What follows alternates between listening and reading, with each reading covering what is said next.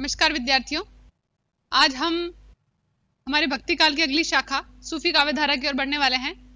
अब तक हमने पढ़ा कि भक्ति काल में संत काव्य धारा पे किस किस प्रकार के सवाल बनते हैं। हम प्रतियोगी परीक्षाओं की भी बात करेंगे और साथ साथ स्नातक स्तर के विद्यार्थियों के लिए भी बात करेंगे। अब जो भी पढ़ाया जाएगा आपको खुद को चयन करना पड़ेगा कि इसको आपको अगर व्याख्यात्मक प्रश्न का उत्तर बनाना है तो किस प्रकार बनाना है, और यदि वस्तुनिष्ठ प्रश्न का उत्तर खोजना है तो किस प्रकार खोजना है। आगे चलते हैं सूफी काव्य धारा की ओर। अब हम इससे संबंधित प्रश्न की बात करते हैं कि हम जब संत काव्य धारा की बात कर रहे थे तो उनका मूल विषय था ज्ञान। कई बार परीक्षाओं में मूल विषय पूछा जाता है।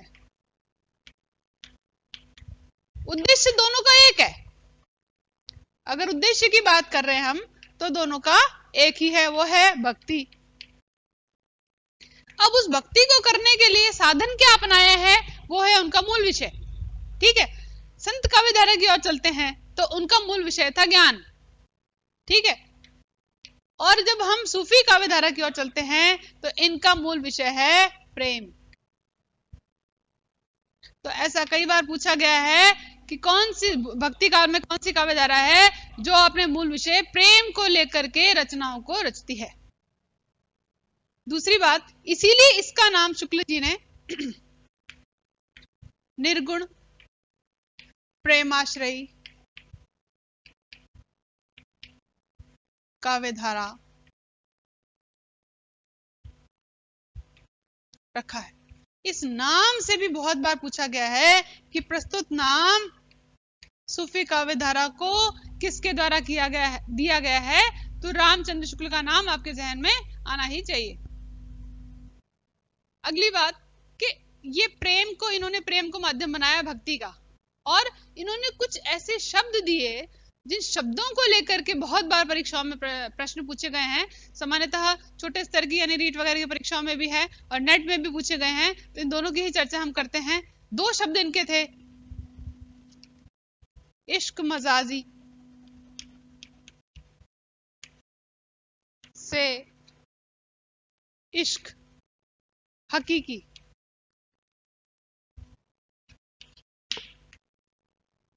दोनों शब्द सूफियत से जुड़े हुए हैं और दोनों ही शब्द फारसी भाषा के हैं।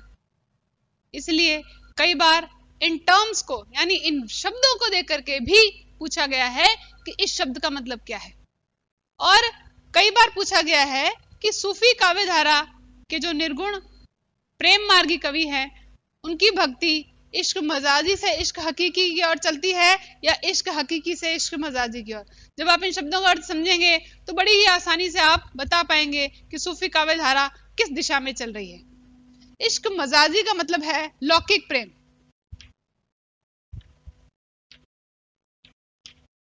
और इश्क हकीकी का मतलब है ईश्वरीय यानी अलौकिक। ईश्वरीय यानी अलौकिक प्रेम मतलब सूफी काव्य धारा से जितने भी कवि जुड़े थे उन्होंने लौकिक प्रेम के माध्यम से अलौकिक प्रेम की ओर जाने का मार्ग दिखाया है।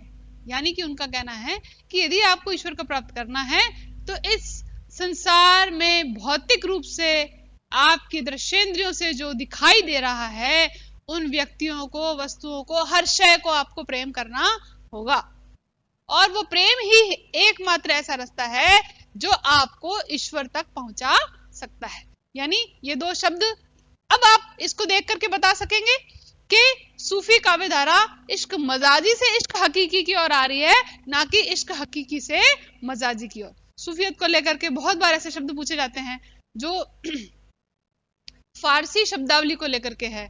तो सूफी धर्म और इसका दर्शन यदि आपको समझ आएगा तो आप बड़ी आसानी से उनकी लिखी हुई रचनाओं को पढ़ करके समझ सकते हैं। यहाँ पर हमारा उद्देश्य उन रचनाओं के रचयिताओं का नाम याद करना, उनकी रचनाओं के नाम याद करना, और उसमें क्या कंटेंट है यानी उसका वर्ण विषय क्या है, उसके नायक नायिका का नाम क्या है, किसमें दोहरी प्रेम कथा चल रही है, किसमें एकल प्रेम कथा चलती है, किसमें नायक की मृत्यु हो जाती है। इस प्रकार के सवाल बहुत बार परीक्षाओं में पूछे गए हैं, तो उनकी ओर भी हमको बहुत ज्यादा ध्यान देने की आवश्यकता होगी। आगे बढ़ते हैं। सूफी शब्द की उत्पत्ति, इस पर भी बड़ा छोटा दोनों ही प्रकार के सवाल है। ये सूफी शब्द आया कहां से?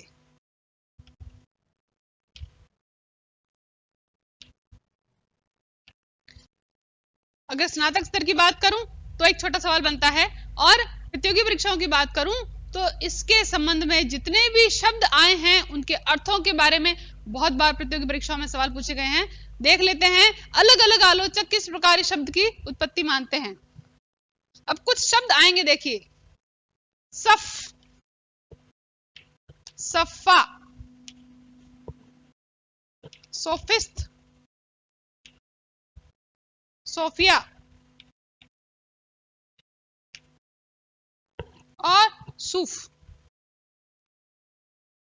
यानी सूफी धर्म को मानने वालों ने इस सूफी शब्द कहां से आया इसके बारे में चर्चा करी है, और इसके साथ में बताया है किसी ने माना है सफ से, सफा से, सफिस्ट से, सोफिया से या सूफ से। अब इन शब्दों के अर्थ यदि आपको मालूम होंगे तो बहुत बार परीक्षा में ऐसा पूछा जाता है, ज्ञान निम्नलिखित में से किस शब्द का अर्थ है, या निम्नलिखित में से सोफिया शब्द का क्या अर्थ है, सूफ शब्द का क्या अर्थ है, सोफिस्ट शब्द का क्या अर्थ है। तो ऐसे शब्दों के अर्थ बहुत बार परीक्षा में पूछे गए हैं, तो बड़ी ही सावधानी से, क्योंकि बहुत बहुत मिलते जुलते, सब, सफा, सोफिस्ट, सोफिया, सूफ बहुत ज्यादा मिलते जुलते और रायम करते हुए यानी तुकबंदी वाले शब्द हैं, तो हम कई बार इसमें गलती करते हैं। तो थोड़ा गौर से इनका अर्थ देखिएगा आप।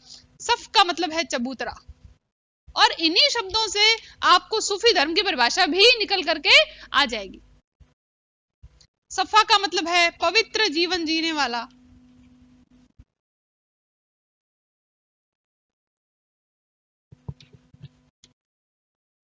पीर या साधु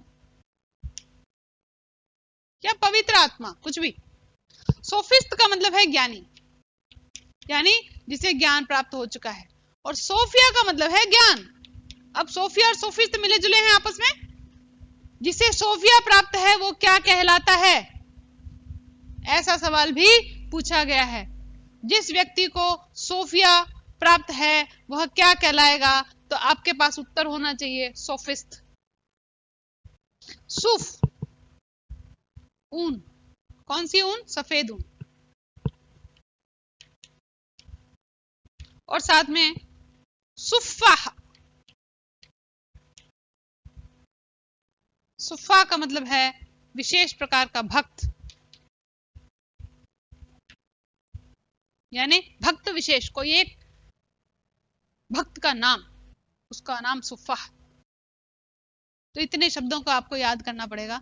अब इन्हीं शब्दों से ऐसा माना जाता है कि सूफी धर्म के अंदर सफेद ऊन का लबादा पहनने वाले तथा पवित्र जीवन जीने वाले भक्त विशेष जो चबूतरे पे बैठकर ज्ञान की बात करते थे वे सूफी कहलाए। यानी यदि इन सभी शब्दों का अर्थ आपको पता है तो आप सूफी धर्म की परिभाषा बना सकते हैं और ये पता कर सकते हैं सूफी कौन कहलाते हैं। यानी ऐसे ही पवित्र जीवन जीने वाले साधु जो सफेद ऊन का लबादा पहनते हैं, ज्ञानी हैं और चबूतरे विशेष पर बैठ करके ज्ञान की चर्चा करते हैं, भक्ति की चर्चा करते हैं, अपने संदेशों का प्रसार करते हैं, वे क्या कहलाए? सूफी कहलाए।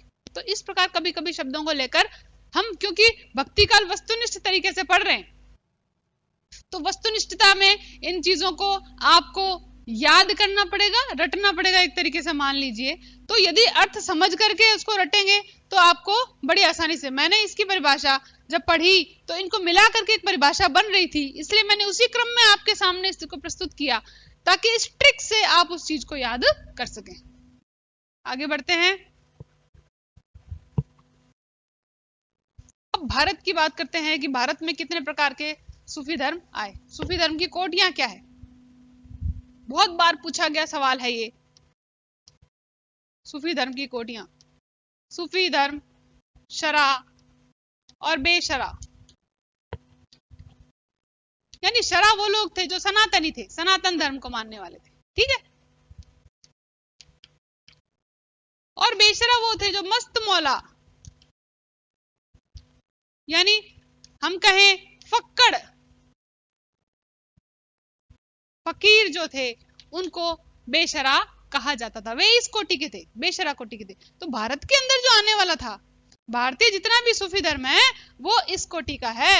अब ये प्रश्न बनता है कि भारत में आने वाला सूफी धर्म जो है वो किस कोटि का है, तो आपके पास उत्तर भी है।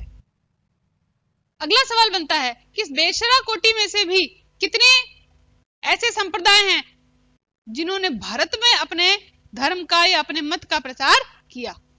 अब शरा को यहां से हटा देते हैं और बेशरा को ही लेकर के चलते हैं। तो बेशरा की कौन कौन से संप्रदाय, कोटियों के साथ संप्रदाय की बात आ रही है। यहाँ पे कोटि हमें पता चली कि बेशरा कोटि के सूफी जो है वो भारत में आए और उन्होंने अपने धर्म का प्रचार और प्रसार किया। तो कई बार सवाल ये आता है कि बेशरा कोटि के कौन कौन से संप्रदाय आए और उन संप्रदायों में से कौन कौन से ऐसे हैं जो भारत में आए, तो उनकी चर्चा करते हैं हम। पहले थे जिन्होंने 13वीं सदी में भारत के अंदर अपने धर्म का प्रचार किया, अपने मत का प्रसार किया, वो थे चिश्ती। और हम जानते भी हैं कि ख्वाजा मोइनुद्दीन चिश्ती का नाम आपने सुना भी है, और हम जानते हैं कि अजमेर में इनके नाम से दरगाह भी है। तो चिश्ती संप्रदाय था और इसकी 7वीं पीढ़ी में हुए। ये सवाल बहुत बार पूछा गया है कि चिश्ती संप्रदाय की कौन सी पीढ़ी में ख्वाजा इनकी उपाधि होती थी, नाम नहीं, मोइनुद्दीन चिश्ती कौन सी पीढ़ी के थे, 7वीं पीढ़ी के थे। इस तरह का सवाल बना है तो आपको याद होना चाहिए। दूसरी बात, निम्न में से कौन सी ऐसा संप्रदाय जो संगीत प्रधान था। वैसे मैं आपको बता दूं कि इस्लाम के अंदर संगीत और नृत्य की वर्जना होती है, यानी उसकी मनाही होती है। तो यहाँ पर लेकिन ये जो चिश्ती संप्रदाय था ये संगीत प्रधान था, इसलिए विशेष है, यानी इसके अंदर संगीत की प्रधानता थी। और 12वीं सदी से भारत में आए और 14वीं सदी तक इन्होंने बहुत भरपूर रूप से अपने मत का प्रचार और प्रसार किया। अगला जो संप्रदाय आ रहा है वह था कादरी। कई बार पूछा गया है कि कादरी संप्रदाय के प्रवर्तक कौन हैं, इसके प्रसारक कौन हैं, तो आपको आना चाहिए। पहला नाम है अब्दुल, थोड़ा लंबा नाम है, अब्दुल कादिर जिलानी।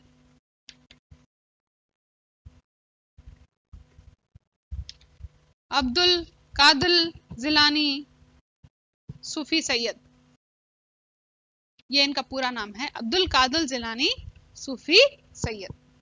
और दूसरे जो इसके प्रचारक थे जिनके बारे में बहुत बहुत सवाल पूछा गया है कि मोहम्मद गौश किस संप्रदाय से थे, तो आपको आना चाहिए। और बहुत ज्यादा नाम क्यों पूछा गया है कि भारत के अंदर इस संप्रदाय का यानी कादरी संप्रदाय का प्रचार करने वाले मोहम्मद गौश हुए हैं, तो ये भी पूछा गया है, मोहम्मद गौश का नाम आता है,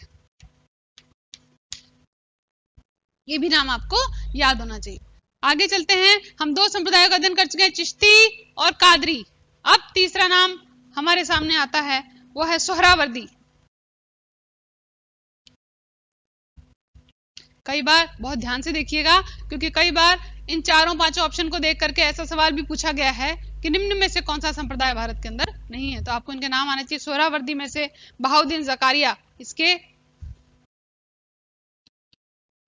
प्रवर्तक थे, बहाउद्दीन जकारिया नाम था इनका, ये इसके प्रवर्तक रहे हैं। अगला नाम जो आता है बहुत बार पूछा भी गया है, नक्शबंदी। नक्शबंदी संप्रदाय से कौन कौन संबंधित है, या निम्न में से इनमें से इनका इनका इनका इनका नाम दे दिया, निम्न में से कौन सा कादरी से संबंधित है, तो आपको वो नाम भी याद होना चाहिए। नक्शबंदी से हैं अहमद फारूकी, पहला नाम है जो कि प्रचारक रहे और बहुत नाम पूछा गया इनका, अहमद फारूकी, अहमद फारूकी।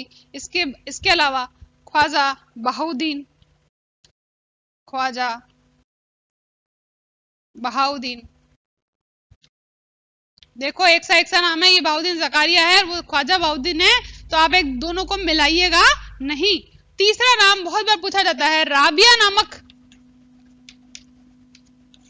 सूफी संत निम्न में से कौन से संप्रदाय से संबंधित है? तो वो भी नाम मैंने इसे लिख दिया। हालांकि वो प्रवर्तक प्रचारक कुछ भी नहीं है, लेकिन बहुत प्रसिद्ध रही हैं, इसलिए उनका नाम भी कई बार पूछा गया। इसके अलावा एक और संप्रदाय था बेशरा का, नाम था सत्तारी। लेकिन आपको बता दूं कि ये भारत के अंदर नहीं आया। तो ऐसा बहुत बार पूछा गया है, चिश्ती, कादरी, सोहरावर्दी, नक्शबंदी और सत्तारी निम्न में से कौन सा एक भारत के अंदर प्रचार नहीं करता? तो नाम आना चाहिए, लेकिन है वो बेशरा कोटि का ही। इसलिए जब पूछा गया निम्न में से कौन सा बेशरा कोटि का नहीं है, तो आपको सत्तारी का नाम नहीं लेना, क्योंकि सत्तारी भी बेशरा कोटि का ही है। आगे बढ़ते हैं। अब जो इनका मूल दर्शन है, कुछ शब्द और उन शब्दों को लेकर नेट की परीक्षा में भी और स्कूल लेक्चर की परीक्षा में भी और थर्ड ग्रेड वाले जो एंट्रेंस एग्जाम है उसमें भी सवाल पूछे गए हैं। और हिंदी साहित्य में यदि भक्तिकाल आया है और भक्तिकाल में सूफी आया है, तो वो प्रश्न तो आया रहेगा, इसको मान के चलिए आप। वो है, दो चीजें हैं, एक है मंजिल और एक है अवस्थाएं। नाम इतने मिलते जुलते हैं और हमारे लिए इतने सहज नहीं है, क्योंकि हमने बहुत सुने नहीं हैं। यदि हिंदू धर्म से, सिख धर्म से जुड़े होते या इस्लाम धर्म से भी जुड़े होते, तो बहुत सारे शब्द हमारे सुने हुए होते हैं, जैसे पैगंबर और रोजा, नमाज, ये शब्द हमारे सुने हुए हैं। लेकिन इसकी अवस्थाएं और जो मंजिलें हैं, वो नाम हमारे सुने हुए नहीं है, क्योंकि सूफी धर्म के जो जटिल शब्दावली है वो हमारे आम प्रचलन में नहीं है। तो इनको लेकर तो अक्सर सवाल पूछे ही गए हैं। मंजिलें 4 है। शरीयत पहली मंजिल है इनकी शरीयत, और इसकी अवस्था है नासूत। नासूत शब्दों को ध्यान से कोई ट्रिक बना करके याद कर लीजिए, चाहे आपका तरीका क्या है। यदि प्रथमाक्षर को लेकर के कोई ट्रिक बनाते हैं, कोई सूत्र बनाते हैं, तो बहुत ईजी रहता है। मेरा भी यही है, मैंने इस तरीके से बनाया था, श त म ह, ये तो है मंजिलें, और न म जल, नमजल, ये है अवस्थाएं। कैसे देखना आपको पता चल जाएगा। शरीयत से संबंधित अवस्था है, ये साधक की सबसे निचली अवस्था है, जिसमें वह विधि निषेधों का पालन करता है, यानी कि यह अवस्था भौतिक जगत से संबंधित है। ये बात पूछी गई है प्रश्नों में, ये भौतिक जगत से संबंधित है ये अवस्था जो है, क्योंकि उसमें वो विधि निषेधों का पालन कर रहा है, कुरान के नियमों का पालन कर रहा है, यानी कि वो भौतिक जगत में है। अभी तक मानसिक रूप से वो भौतिक जगत में है। दूसरी आती है तरीकत। ये देखो, त आ गया। तरीकत का मतलब, इस शब्द का मतलब भी कई बार पूछा गया, मतलब है पवित्र, यानी इस अवस्था, इसकी अवस्था है मलकूत। यहां देखिए म आ गया, मलकूत।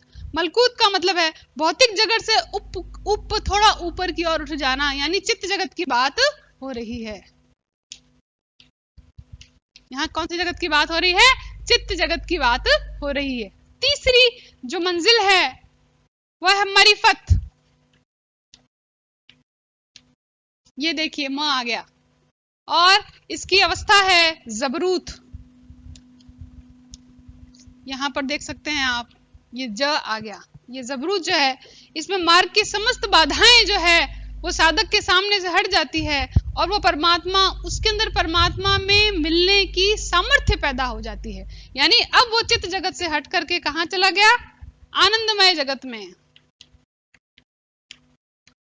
ये अवस्था किससे संबंधित है? इन अवस्थाओं को लेकर, इन भौतिक जगत, चित्त जगत, आनंदमय जगत आदि को लेकर के भी प्रश्न पूछे गए हैं, इसलिए मैं उनको साथ साथ ब्रैकेट में लिखती जा रही हूं ताकि आप नोट करें। चौथा है हकीकत। ये देखिए हाँ आ गया, और यहां पर आती है लाहूत, यानी अनहलक की स्थिति है। ये पूछा गया है निम्न में से अनहलक, यानी अहम ब्रह्मास्मि, मैं ही ब्रह्म हूं, ये अनहलक की अवस्था कौन सी है? तो लाहूत अवस्था है, यानी इसके अंदर वह कौन से जगत में आ गया? ब्रह्म जगत में, यानी सत्य जगत में। और इन चारों अवस्थाओं और चारों मंजिलों का वर्णन जायसी के पद्मावत में देखने को मिलता है। इन सभी मंजिलों और अवस्थाओं को वर्णन पहुंचा देता है वो, और यही जो अंतिम अवस्था है यही मुक्तावस्था कहलाती है। तो हमारे सामने है 4 मंजिलें और उनसे जुड़ी 4 अवस्थाएं, और उन अवस्थाओं में साधक किस किस जगत से होकर के गुजरता है, और अंत में वह जो उसके मुक्ति का सवाल है यहाँ पर वह मुक्त हो जाता है। और ये अनहलक की स्थिति यानी अहम ब्रह्मास्मि, अनहलक शब्द का अर्थ है आपको पता होना चाहिए, तो ये लाहूत की अवस्था है जो उसको अनहलक में पहुंचा देती है। इसके अलावा भी बहुत सारी चीजें हैं, जैसे हमें सूफी कवियों के नामों की श्रृंखला, उनकी रचनाओं के नाम, सभी के पीछे वती लगा होता है, सभी प्रेमाख्यानक है, क्योंकि इसमें जो सूफी कवि थे उनका उद्देश्य था हिंदू और मुस्लिम हृदयों को आमने सामने लाकर के खड़ा कर देना, उनके बीच की खाई को पाट देना। इसलिए जितनी भी कथाएं हैं वो हिंदू घराने से उठाई गई है, और जितने भी कवि हैं लगभग सभी मुसलमान है सिवाय एक को छोड़ के। पूछा गया है कि सूफी काव्य में कौन सा कवि है जो हिंदू धर्म का है, वो है सूरदास पंजाबी। इन सभी रचनाओं का क्रम से आपको नाम याद करना है, और उनसे जुड़े जो प्रेम कहानियां है जो उनके अंदर है उनमें नायक नायिका का नाम बहुत बार पूछा गया है।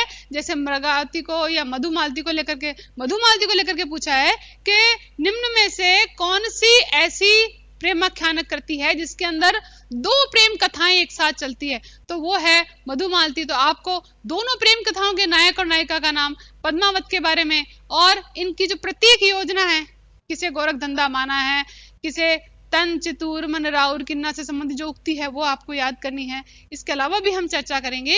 ये आपका आज का सूफी काव्य धारा का बेस है जो मैंने तैयार करने की कोशिश करी है। अगली बात अगले वीडियो में शेयर करेंगे। जब तक के लिए थैंक यू।